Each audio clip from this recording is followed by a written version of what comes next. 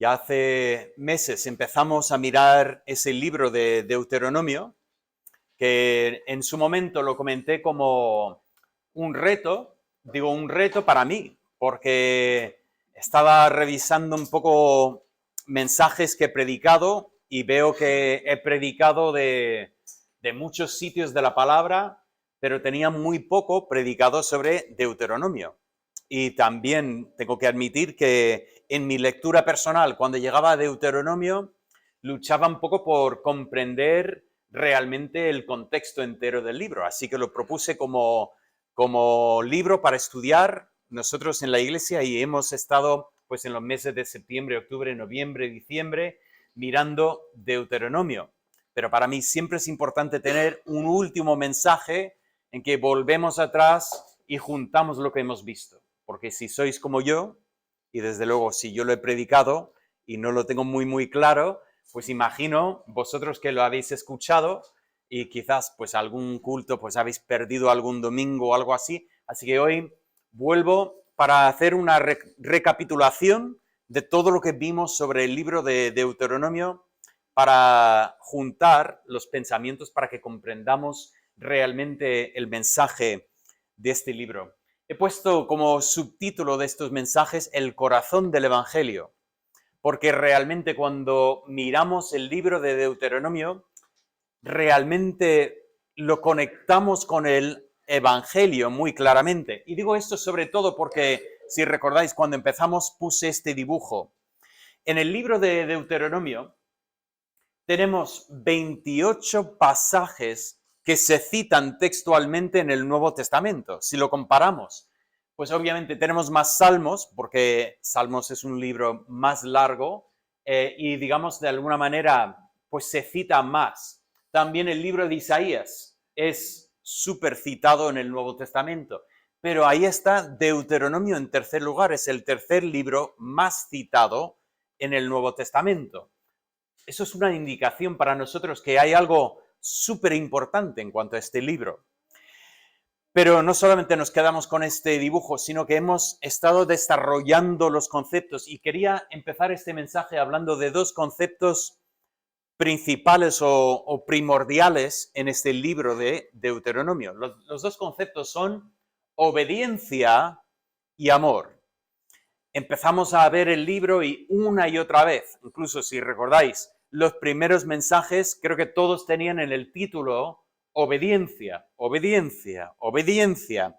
Y por supuesto empezamos por ese lado y reconocemos que es un tema sumamente importante en el libro.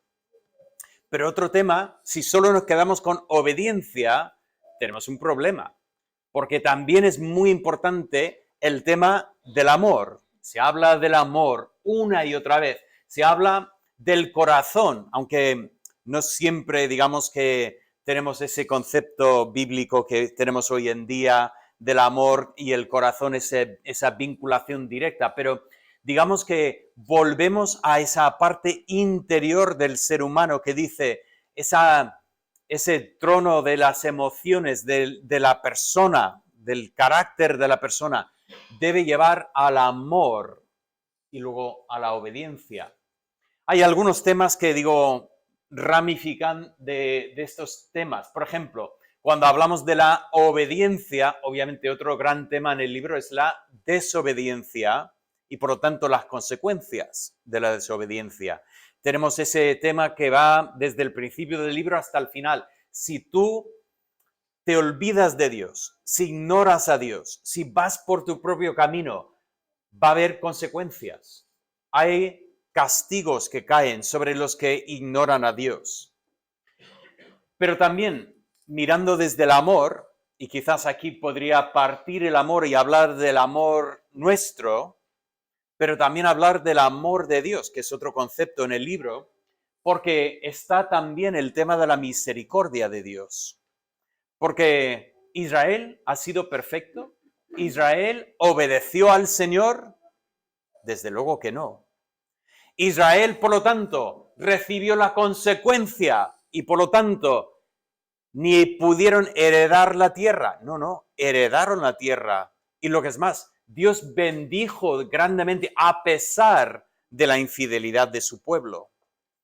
Pero vino el castigo sobre ese pueblo finalmente, y significa que Dios ha terminado con ellos. No, Dios todavía tiene un plan de misericordia. Entonces tenemos estos conceptos, pero el último tema que quiero comentar es la relación específica entre la obediencia y el amor. Si tuviera que poner una flecha entre estos dos círculos, ¿en qué dirección iría la flecha? Hay alguien que vota que debe haber una flecha porque la verdadera obediencia produce amor. No exactamente, ¿no? Yo he puesto la flecha, bueno, he puesto esta cita porque es una cita que me gusta mucho. Dicen, el orden de los factores no altera el producto. Eso me gusta mucho cuando estoy en la cocina y estoy siguiendo una receta y salto una línea en la receta y llego al final, estoy a punto de meter en el horno, miro en la receta una vez más, eso es cuando soy bueno y miro otra vez. Y digo, la sal, no puse la sal, entonces ¿qué haces?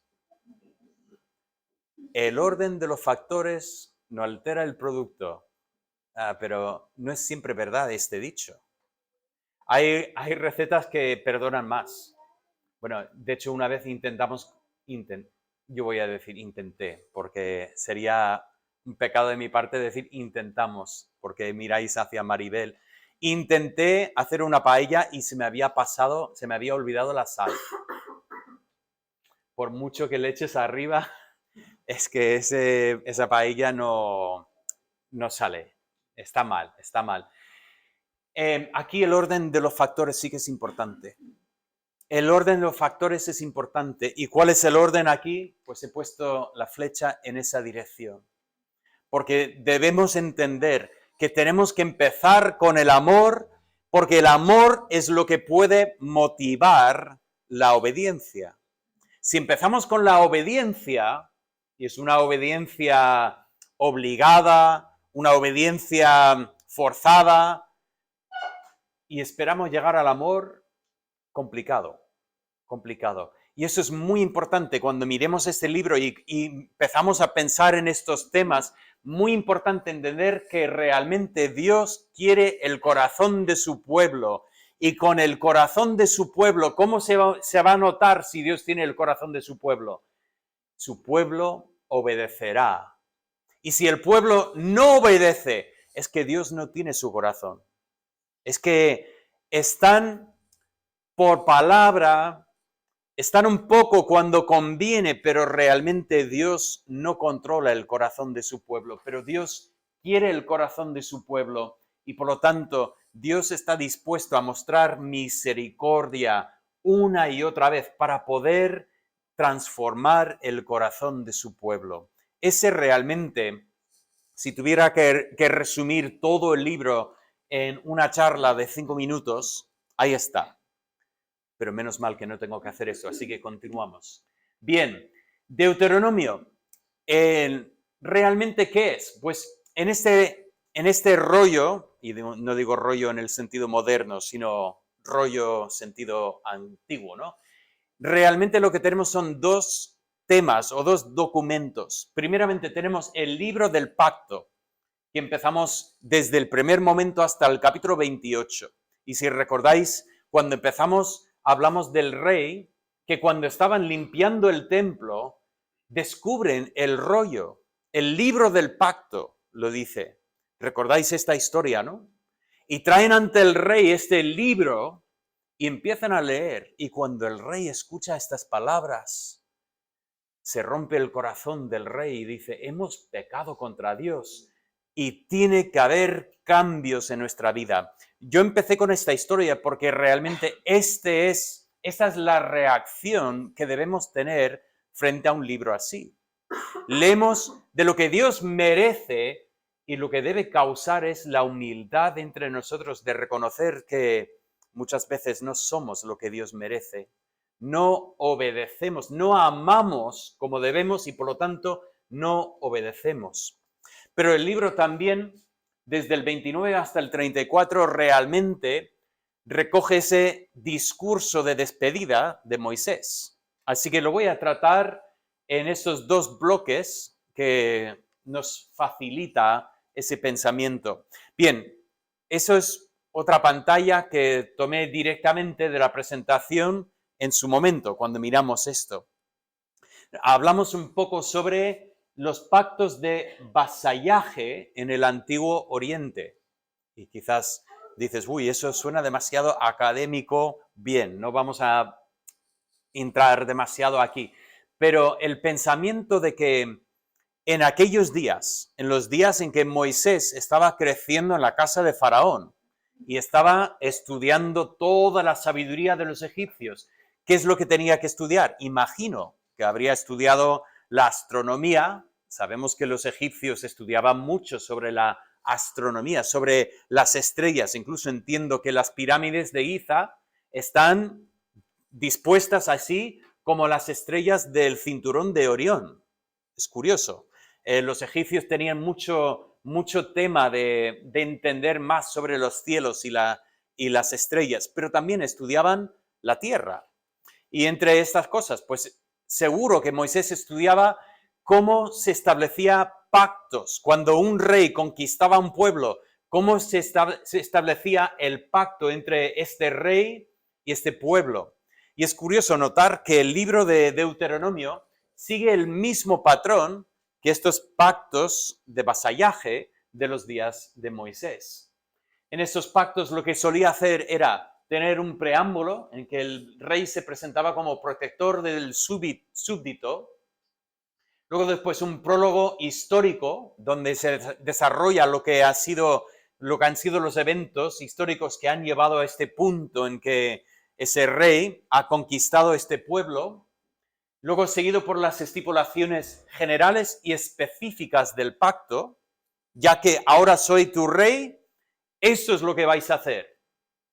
Seguido por los testigos que llamaba ese rey para decir, estos son testigos, han escuchado lo que yo requiero de vosotros y lo que vosotros estáis dispuestos a hacer, y finalmente las bendiciones y maldiciones. Si hacéis lo que os digo, va a haber bendición, y si no, maldición, castigo. Bien, esto estamos hablando políticamente ahora, estamos hablando de un rey que conquista un pueblo y establece la relación mediante un documento que suele tener estos puntos.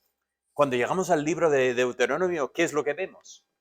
Bueno, es curioso, realmente no vemos un preámbulo, y me parece un poco forzado decir es un preámbulo porque realmente no veo ese punto, pero lo que sí que veo claramente es que Moisés arranca con un prólogo histórico para contar cómo Israel llegó ante Dios para tener ese pacto con Dios. Y si recordáis, cuando miramos esto, hablamos de dos tipos de desobediencia y dos tipos de obediencia.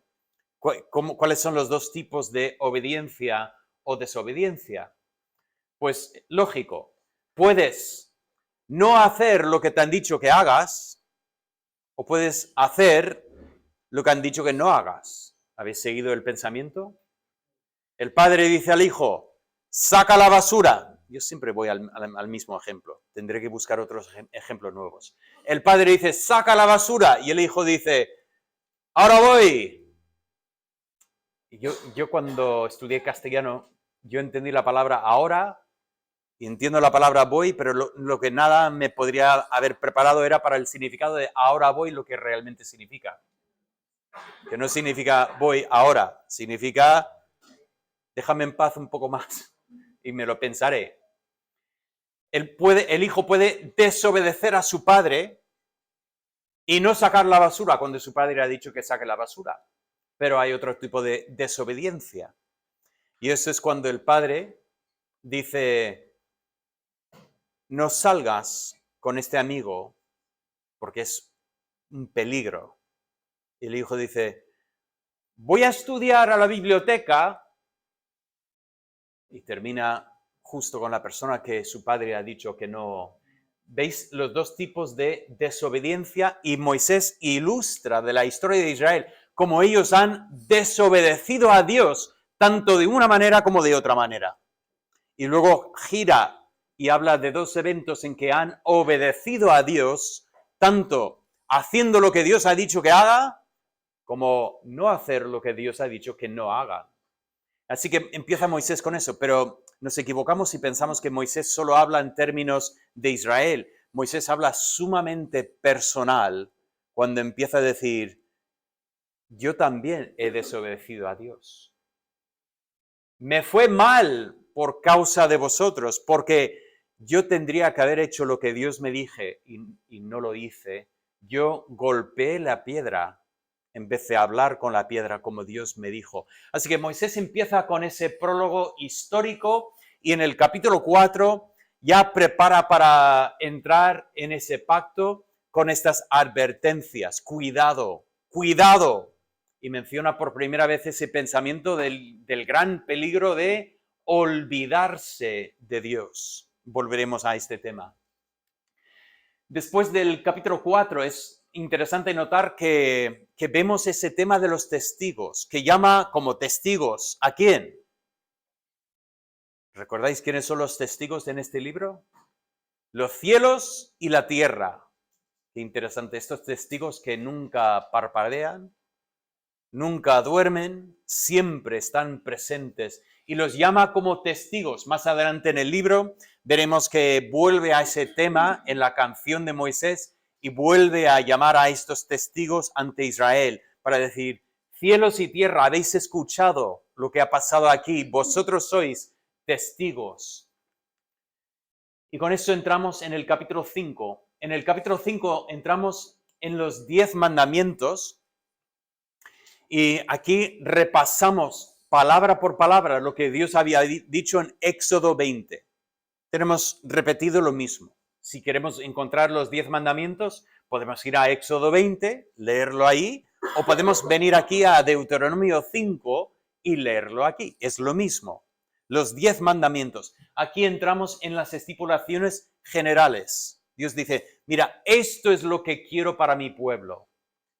Si mi pueblo va a tener una relación conmigo, esto es lo que demando de vosotros. Para tener comunión con Dios, esto es lo que Dios merece, que su pueblo obedezca perfectamente esas 10 estipulaciones. Yo creo que no es ningún accidente que hay 10 y tenemos todos 10 dedos. Es que es un número sumamente fácil recordar, calcular. Es un número que abrimos los ojos y vemos 10 y entendemos, vale, 1, 2, 3, 4, recordamos lo que son los mandamientos de Dios. Pues vamos a hacerlo.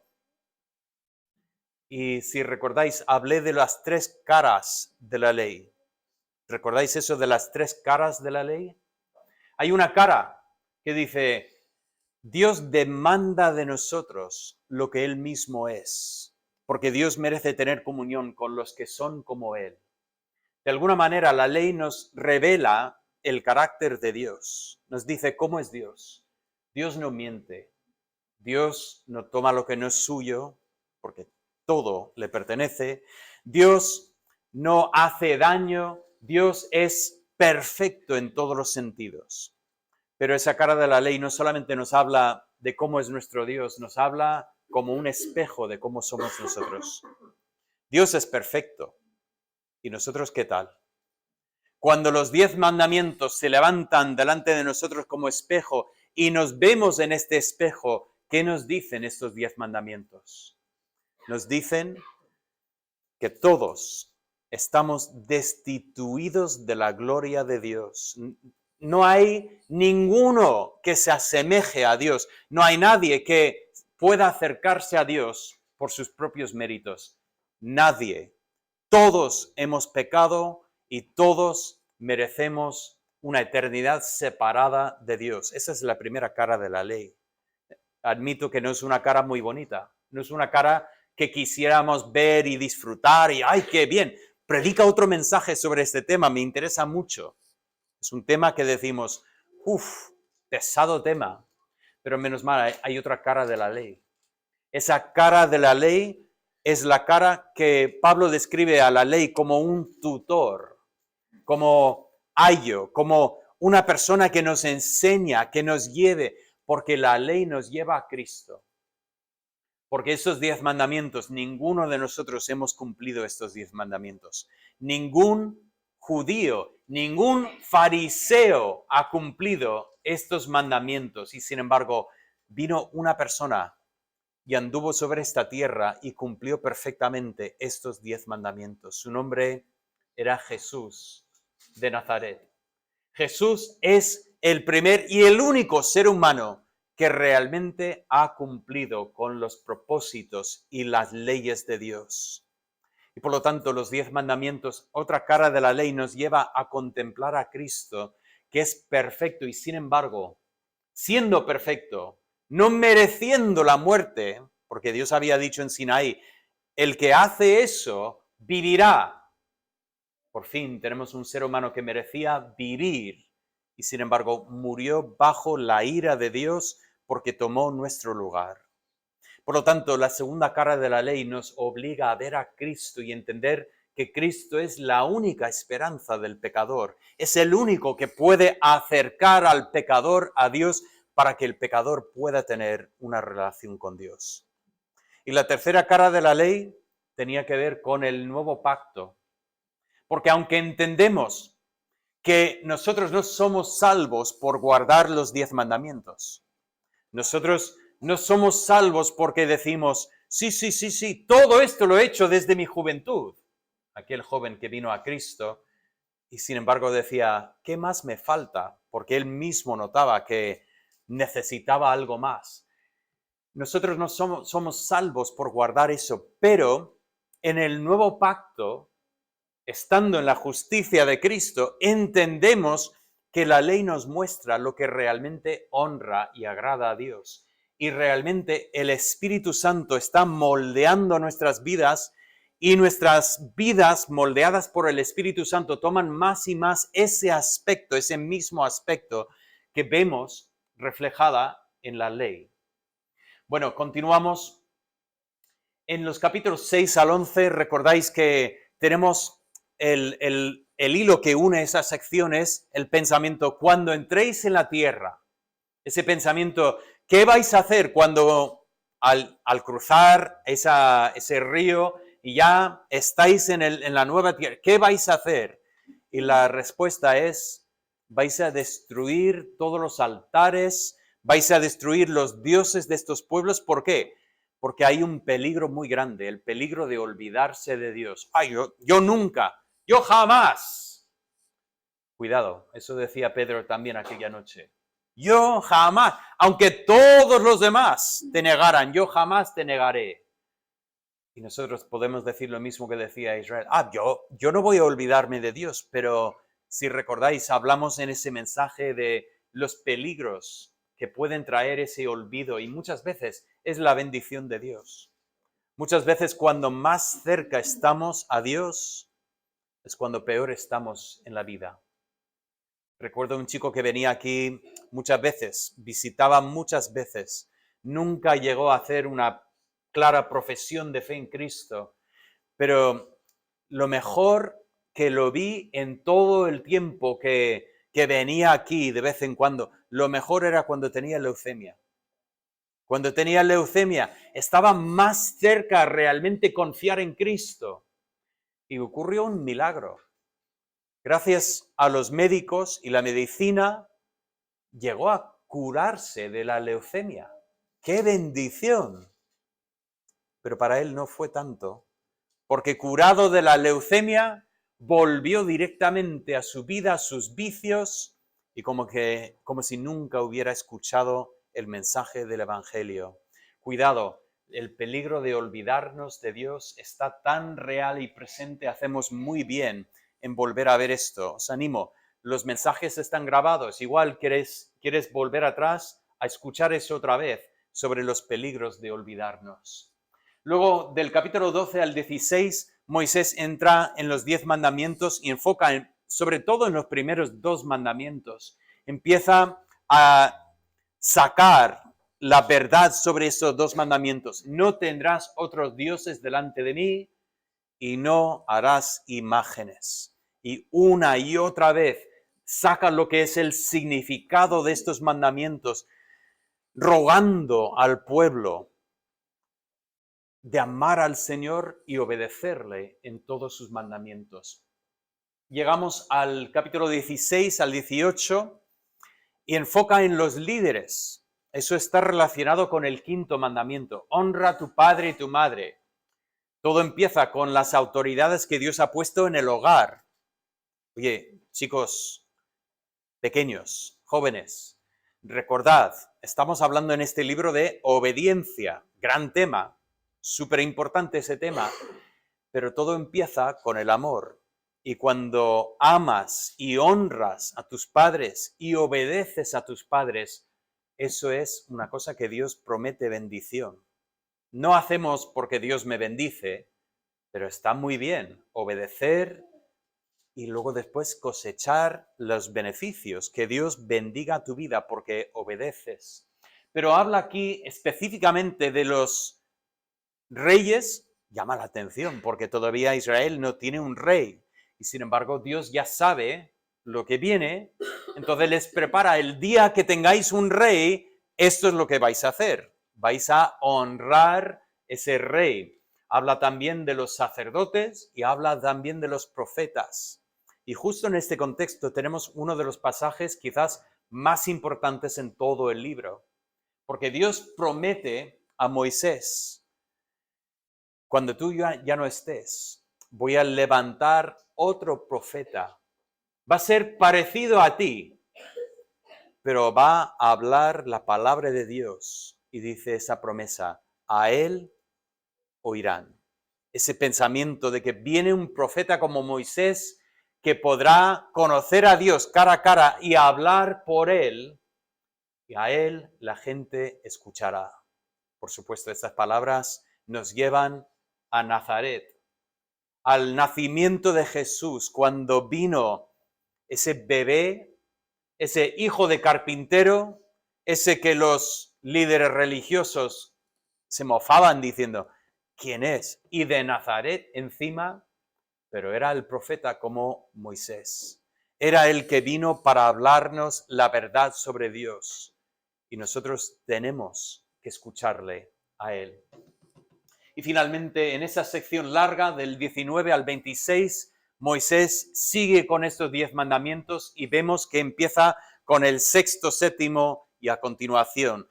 ¿Qué significa no matar? ¿Qué significa no cometer adulterio? ¿Qué significa no hurtar? ¿Qué significa no dar falso testimonio? ¿Qué significa todos estos mandamientos? Y volvemos a ver ese contexto práctico de estos mandamientos.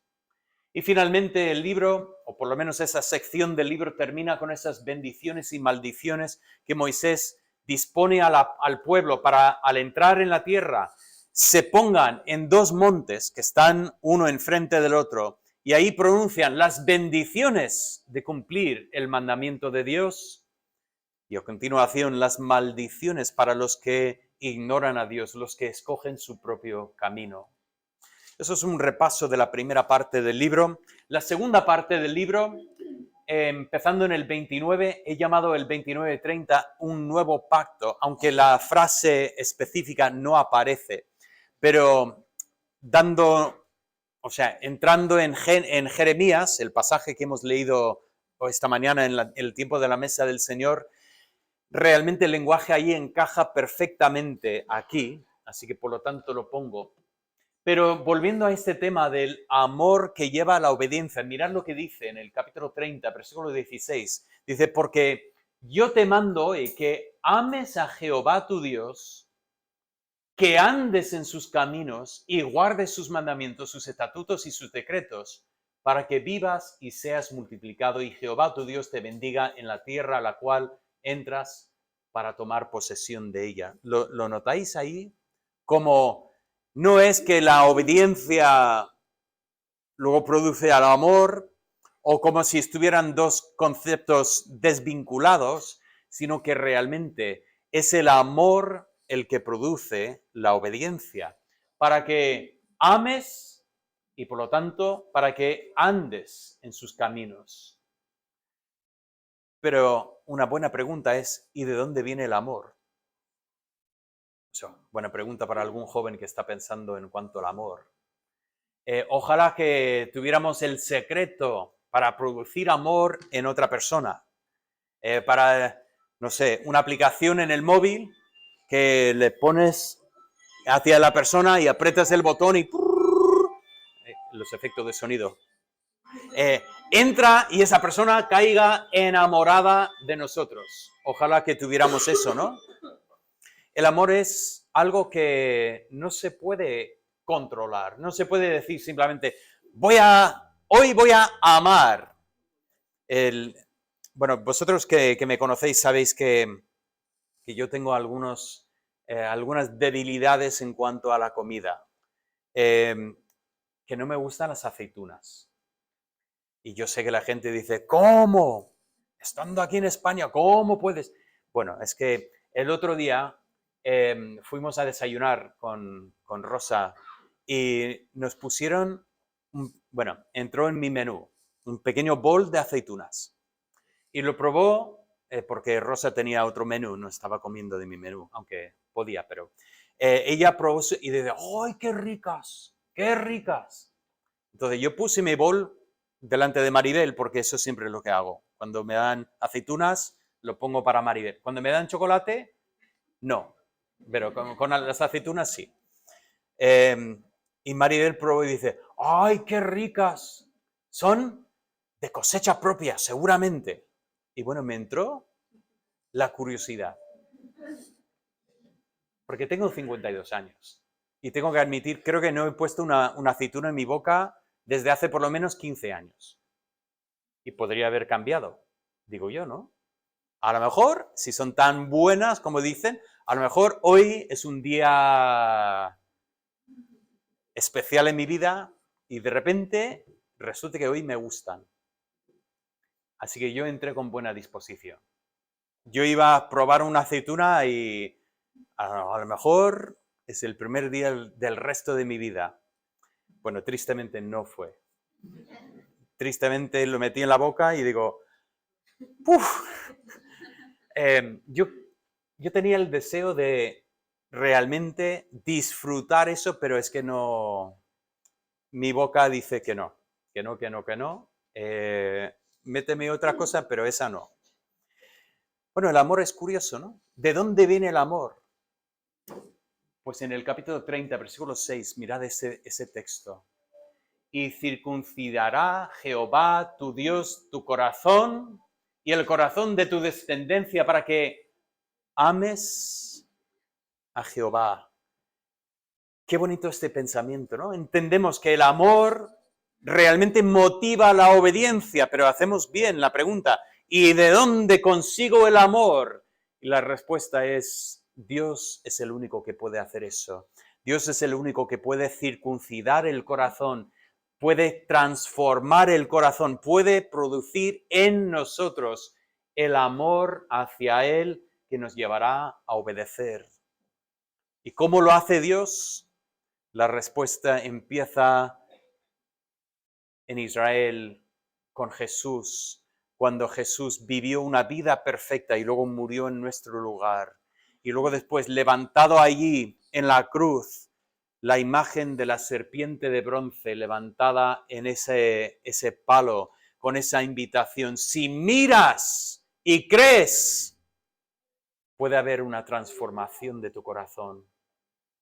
Eso es tan importante que lo comprendamos, porque es fácil leer Deuteronomio en el contexto del antiguo pacto y decir, pues más de hacer, y si no haces, mal asunto, y si haces, bien, pero ¿quién hace?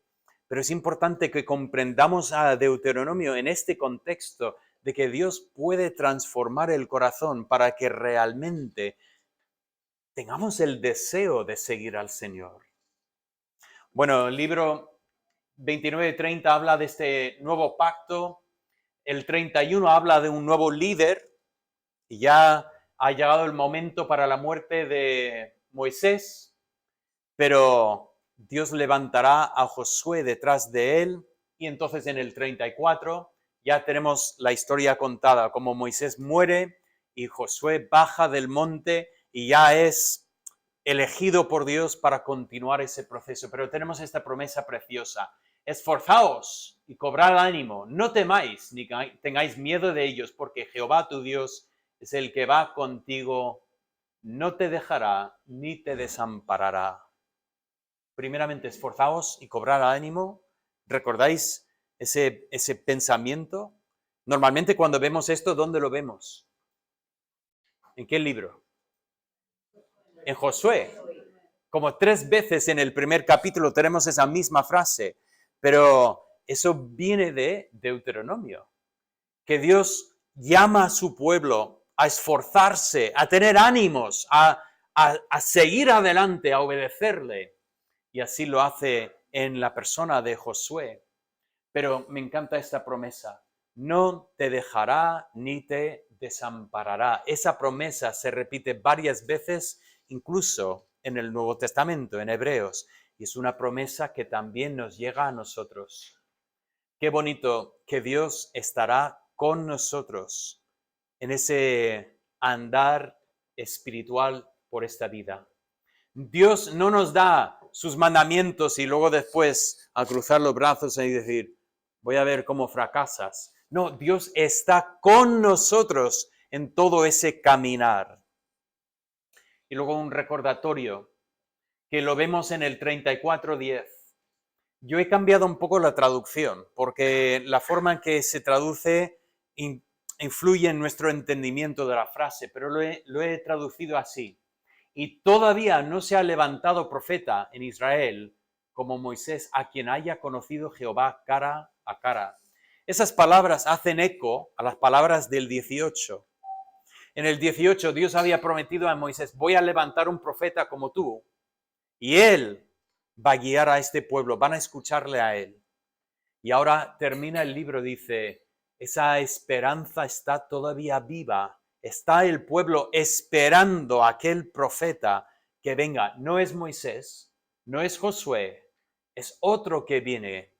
Y curiosamente es otro Josué, porque sabéis, ¿no?, que el nombre Jesús realmente es el mismo nombre Josué. No es ese Josué, es otro Josué que viene y él es realmente el secreto de seguir al Señor. Tenemos una canción profética, empieza al 31 por la mitad, en preparación para la canción, y luego en el 32 el cántico. Si recordáis cuando estudiamos esa canción, lo triste de esta canción es que Dios le revela a Moisés lo que va a pasar. Dice, cuando tú ya no estés, todo lo que tú has estado advirtiendo al pueblo que no hagan, lo van a hacer. Van a olvidarse de mí, se van a desviar. Incluso le cuenta que vendrá una nación y que llevará a ese pueblo en cautiverio. Eventos que ocurrirán siglos después de Moisés. Y así ocurrió, efectivamente, tanto con los asirios, que tomaron las naciones o las tribus del norte, como los babilonios, que sacaron la tribu del sur, Judá, con los que estaban en Judá en estos momentos. Efectivamente, tenemos una profecía y por lo tanto Moisés hace esta canción tal como le instruye Dios con el fin de recordar al pueblo para que cantaran eso. Y comentamos cómo la música se nos queda. Esta Navidad Andrea estuvo en casa y invitó a una amiga a venir a casa y dijeron, vamos a ver una peli. Bueno, sacamos el libro de películas que teníamos de cuando eran pequeños, esos DVDs que los más jóvenes podéis preguntar a vuestros padres y explicarán lo que es un DVD. Sacamos el libro de DVDs que, vamos, no habíamos abierto este libro desde hace años. Sacó ella una de dibujos animados de la Barbie, no la Barbie de ahora, sino la Barbie de antes. Bueno, fue precioso porque Andrea sacó sus Barbies y se sentó en el sofá con sus Barbies. No sé, era un momento precioso para mí. Es un momento que voy a recordar el resto de mi vida. Mi hija con 24 años, sentada con sus Barbies, viendo la película que veía de niña. Pero empezó la película. Yo creo que nunca me había sentado a ver esa película. Que voy a decir en público, que lo veía yo. pero recordaba, bueno, durante días no podía sacar las canciones de mi cabeza, porque resulta que todas estaban ahí, pero palabra por palabra. Es que me parece increíble. Yo sé toda la letra de estas canciones sin haberla visto nunca, porque la música es muy poderosa, se nos mete allí y nos queda. Y Moisés escribe la canción para que recordaran. Pero esa canción recuerda de la infidelidad y el castigo, pero que Dios todavía tiene un propósito. Y tenemos ese pensamiento, el pueblo que provoca celos. No suena muy bonito eso, pero ese somos nosotros. Dios no ha terminado con Israel, pero mientras tanto nos ha elegido a nosotros y lo hace para que Israel vea y sienta celos, diciendo, pero Dios era nuestro. Ah, no, pero Dios es nuestro. Dios ha abierto y nos ha aceptado a nosotros que no éramos un pueblo, nos hace un pueblo.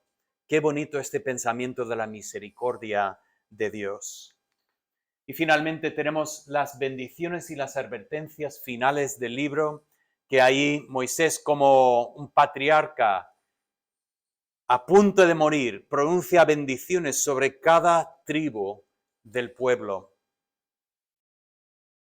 Y eso nos lleva al pasaje que nosotros leímos juntos. Ese pensamiento de que no hay Dios como el de Jesurún. Jesurún es otro nombre para hacer referencia a Israel. Como el Dios de Israel. No hay nadie que puede cabalgar sobre los cielos para tu ayuda, sobre las nubes con su grandeza. Pero Dios no solamente es nuestra ayuda, sino que quiere que nosotros lo busquemos como nuestra ayuda, como nuestro refugio. Cuando viene el problema, vamos huyendo a Él, encontrando en Él la ayuda que solo Él puede darnos. Qué bonita frase, el eterno Dios es tu refugio y acá, bajo los brazos eternos.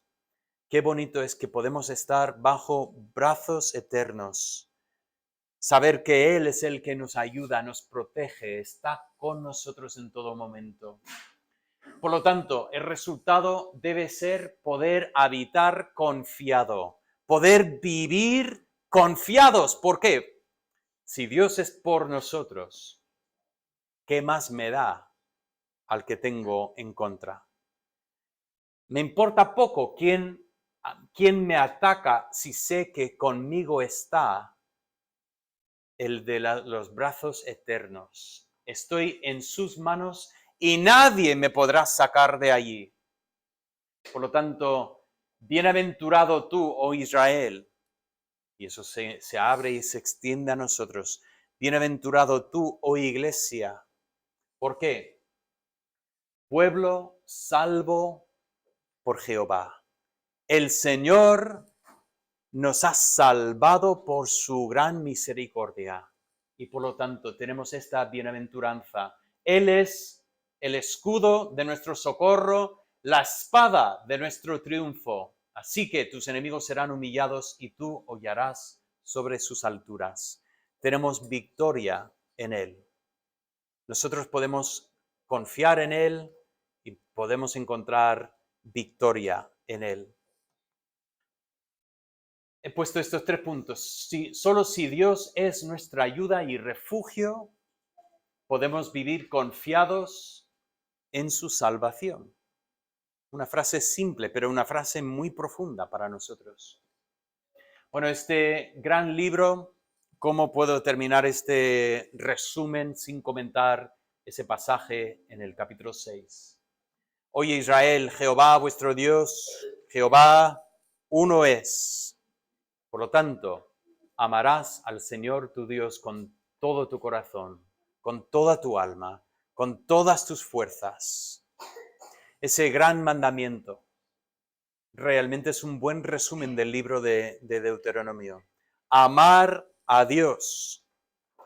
Pero eso solo viene en Cristo Jesús. En Cristo, Él puede transformar el corazón del rebelde pecador en amador transformado. Y realmente, por eso digo que Deuteronomio es el corazón del Evangelio. Por lo tanto, Termino con esta frase.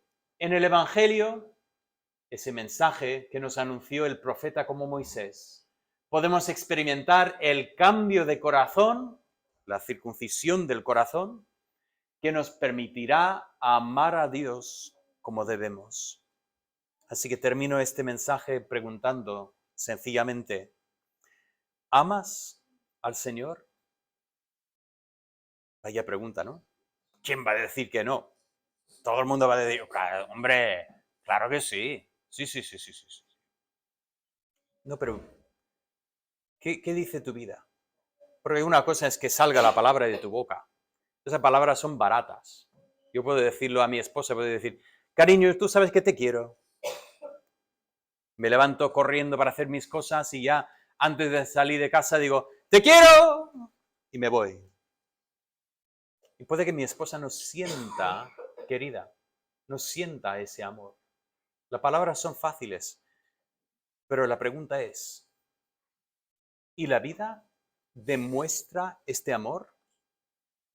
Bien, si amas al Señor, no digo contestación, digo, si nosotros examináramos tu vida, si pudiéramos sentarnos ahí con una cámara, eso da miedo, pero una cámara y ver tu vida 24 horas del día durante 7 días, pregunto, ¿veríamos realmente una vida de una persona que ama al Señor? Qué reto para nosotros, ¿no?